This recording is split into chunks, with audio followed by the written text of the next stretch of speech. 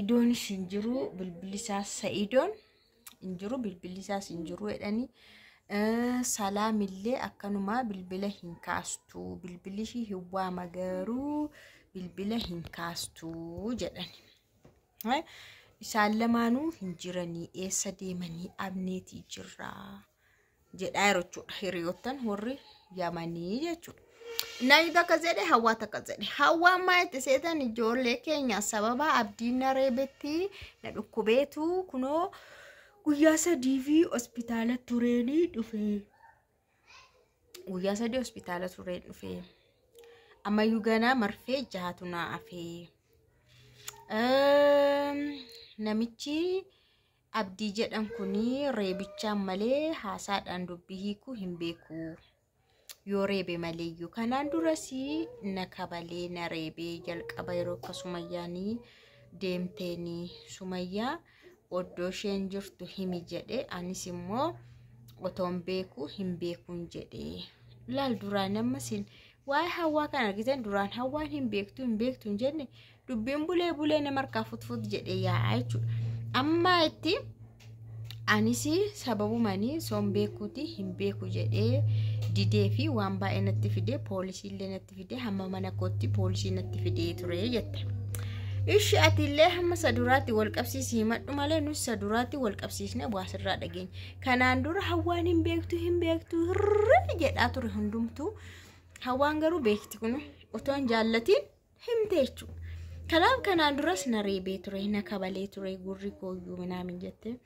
amma immoo abdiin baay'ee waan na reebee fi garmalee mataan koo natti joon je'eetu yeroo mana isaatti bahee deemu sana karaarratti nan kufee karaarratti yeroon kufuu funyaaniin dhiigni na yaa'ee nan funuune akka ajaa'ibaa funuuna garuu hin qabnu zarumaanu zarii makeenya keessaa'u naan funyaansaa funuunullee hin jiru an garuu dhaabachuu didee Samaalitti godhatan tokkotti godhadhees dinna mana yaalaa deemee baay'ee tokko aqni koo na bullaa'ee gulukoosii fudhadhee marfee na ajajamee ammallee gana marfee jahatu na hafaa sila mana keessattu maataan tura osoo namni hiriyaan koo tokko hin jirtu ta'e waan ta'a abdiin immoo ammas deebiseetu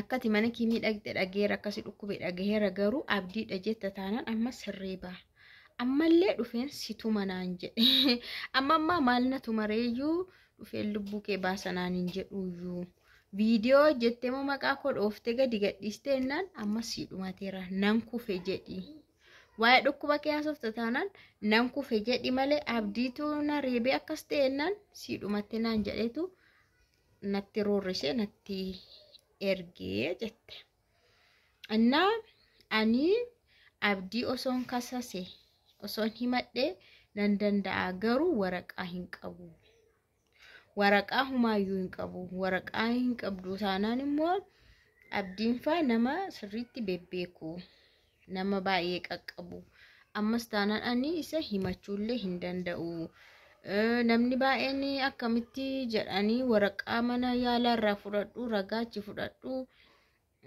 nyaan jedhanii himannaa irratti banuudhaaf viidiyoos ragaa qabda waan ta'eef jedhanii ani garuu fuma koofiyyuu waraqaa hin qabu yoo barbaade inni Sa'idoodhaanii viidiyoo YouTube irraa balleessisiisuu hin danda'a Sa'idootti mee Sa'idooni viidiyoo sanayyuu remove gochuu danda'a waldeeggaru waan ta'eef isaanii kanaafiyyuu ani isallee kasasuullee hin dandeenye himachuullee hin dandeenye akkasumatti yaalamee dhufee ammallee taanaan na doorsisee ani mana isaa kan hin dhaqee fi kanaan durasi walitti dhufeenya qabaannee toon taane lolli jira garuu barbaade waan an dhabee fi paaspoortii salaamii hammamillee yoon dhabee shaanxaa Sa'idoo keessaa hin dhabu shaanxaan Sa'idoo mana abdii jira waan jedhamee fi daffaree dhaqee innaan naqumoonni kotteeyyuu hin qabu akkamta kanarraan bahillee hin beeku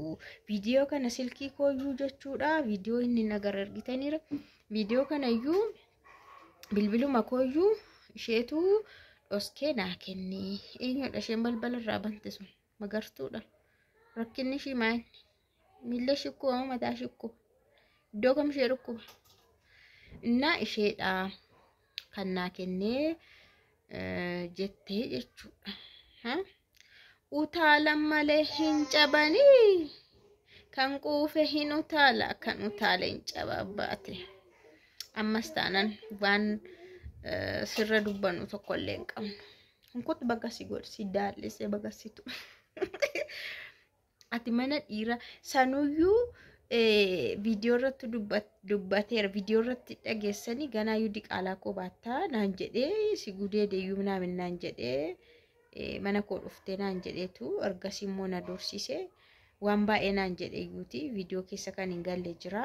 Amma qaamni koo osoo argitanii iddoonni qonxoxaadhaan qonxoxee ol na fuudhe akka namaa piinsaadhaanii akkattiin foon irraa fuudhamee fakkaata guggubatee hanqni koddoonii na qonxoxee jette.